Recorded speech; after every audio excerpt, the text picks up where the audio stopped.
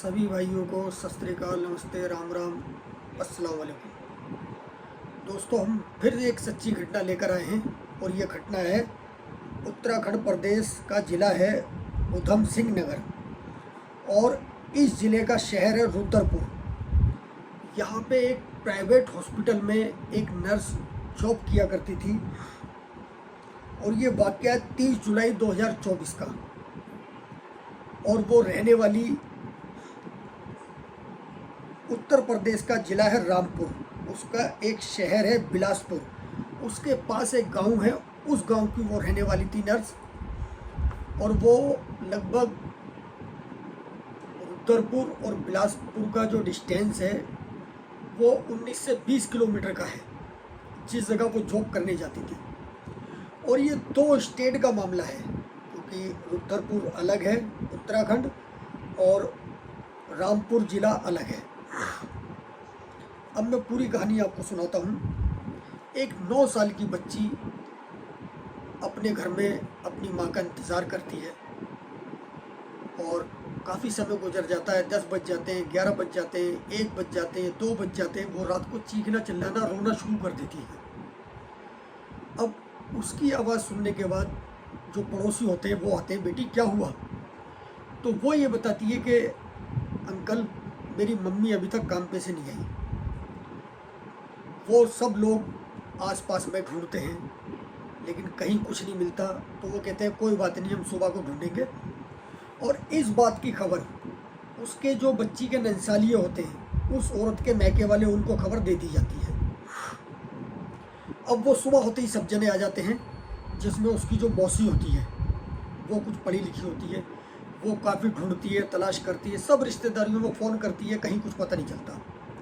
अब वो नज़दीकी पुलिस स्टेशन जाती है, वहाँ कंप्लेंट कराती है और पुलिस कंप्लेंट लिखने के बाद में अपना काम शुरू कर देती है। मगर उस औरत को, जो उस बच्ची की मौसी थी, उसे चैन नहीं पड़ता। वो उन रास्तों पे आती है जिन रास्तों से वो गुजरा करती थी, जाती है, सब जगह झाड़ियों में, सब जगह देखती है, उसको कहीं कुछ नहीं मिलता।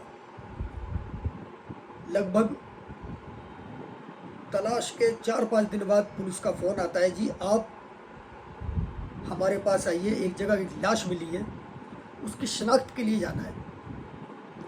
तो उस औरत की जो बहन थी, उस बच्ची की मौसी, जब लाश के पास जाती है तो वहाँ पे उनको लाश नहीं, एक कंकाल मिलता है हड्डियों का। उसको देख के उसके पैरों के नीचे की ज़मीन निकल जाती है।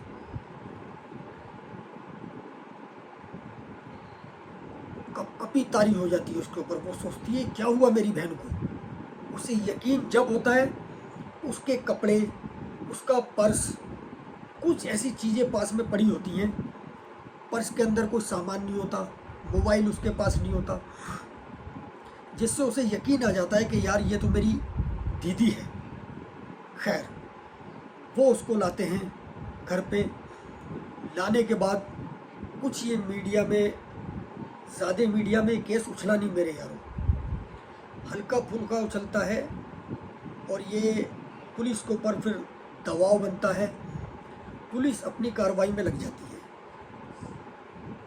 अब पुलिस की नींद खुल चुकी थी, पुलिस पूरी हरकत में आ चुकी थी, क्योंकि बॉडी मिली थी, लाश मिली थी। अब वो उस फ़ोन को ट्रैक करते हैं, जो उस लड़की का फ़ोन होता है, जो वो नर्स होती है। कई दिन हो जाते हैं, उसके 1 हफ्ते बाद जो है फ़ोन एक्टिवेट होता है। बरेली के अंदर एक जगह है साई, उस साई में एक खुशबू नाम की औरत होती है। उसके पास में जो है, साई के पास में गांव है,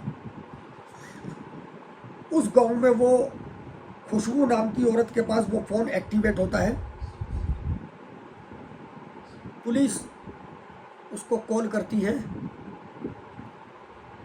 उससे बात करती है, ये फ़ोन आपके पास कहाँ से आया, क्या है क्या नहीं है।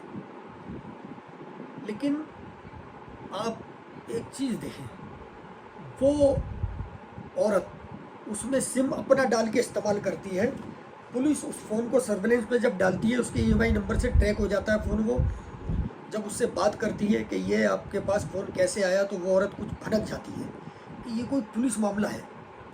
उसका पति होता है धर्मेंद्र। वो अपने पति से जिक्र करती है कि ऐसे ऐसे जो है पुलिस का मेरे पास फ़ोन आया। धर्मेंद्र एकदम समझ जाता है कि अब कुछ ना कुछ होने वाला है।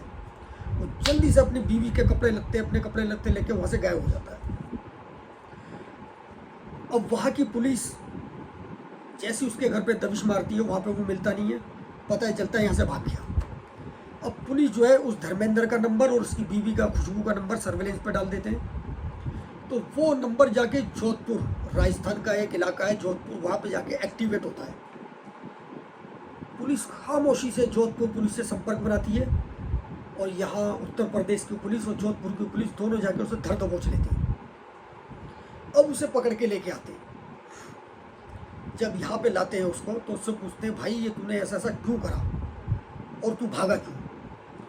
तो वो कहता है, साहब मैं बहुत गरीब आदमी हूँ, एक भट्टे पे वो मजदूरी का काम किया करता था। अब पोस्टमार्टम रिपोर्ट में ये भी आया है कि कुछ पुलिस वालों ने जो बताया, कोई कि ऐसा केमिकल डाला गया था कि जिससे बॉडी गलाई जाए, मगर पोस्टमार्टम रिपोर्ट में ऐसा कुछ भी नहीं आया कि उसकी बॉडी किसी केमिकल से गलाई गई हो।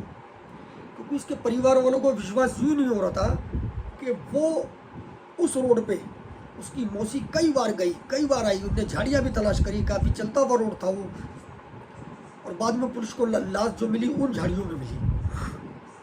अब वो आदमी पूरी कहानी बताता है कि जी ऐसे ऐसे मैं ये बैटरी वाले रिक्शे में आ रही थी इस रोड पे, मैंने पीछा करा, जब ये उतरी तो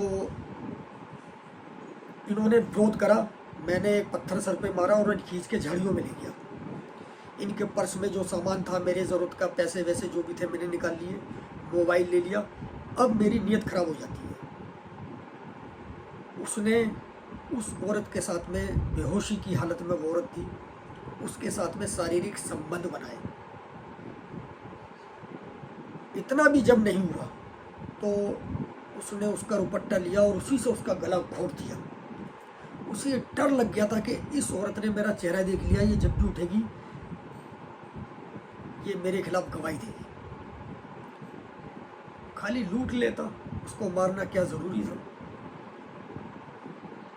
उस 9 साल की बच्ची का क्या होगा, कौन पालेगा उसको? खैर, वो वहाँ से निकल जाता है। इसके बाद में यहाँ तक पहुँचना, पुलिस ने और सीसीटीवी कैमरे वहाँ जो थे 500, 600, 1000 सारे कैमरे खंगाले, कुछ और मामला तो नहीं है। इसके साथ में कोई और तो नहीं था, लेकिन सिर्फ एक जगह ये दिख जाता है, रिक्शे के पीछे पीछे दिखाई चलता हुआ। ये सवाल हॉस्पिटल के ऊपर भी लागू होता है कि जब ये लेडी नर्स हॉस्पिटल नहीं पहुंची तो उनको भी तलाश करना चाहिए था, वो लेडी गई कहाँ, या नहीं बनता? उन लोगों ने भी बिल्कुल तलाश करने की कोशिश नहीं की। इसी तरीके से उसकी जो लड़की की मौसी है फिर पुलिस के पास जाती है कि इस बच्ची का क्या होगा, कुछ तो करिए, कुछ मुआवजा दिलवाइए इसको। लेकिन वो गरीब लोग, उनकी कोई सुनवाई नहीं होती। 2 राज्यों के बीच में ये केस फंस के रह जाता है। ना ही तो ये हाईलाइट होता है ज़्यादा, ना ही मीडिया इसे कवरेज देती है। दोस्तों, मेरा मकसद किसी की भावनाओं को ठेस पहुंचाना नहीं है। आप सतर्क रहें, जागरूक रहें। बस में या बैटरी वाले रिक्शे में या किसी भी सवारी में आप चलते हैं तो आप नज़र रखें अपने आगे पीछे कि आपको कौन कहाँ से कवर कर रहा है। कहीं ऐसा तो नहीं आप जहाँ से चले वही शक्ल आपको यहाँ तक दिखाई दे रही है। होशियार रहें। जरा सी चीज़ के लिए आदमी कुछ भी करने को तैयार है। आप सतर्क रहें, जागरूक रहें मेरे दोस्तों। अगर मेरा वीडियो पसंद आया लाइक कीजिए, शेयर कीजिए, सब्सक्राइब कीजिए, फॉलो कीजिए दोस्तों। जय हिंद दोस्तों।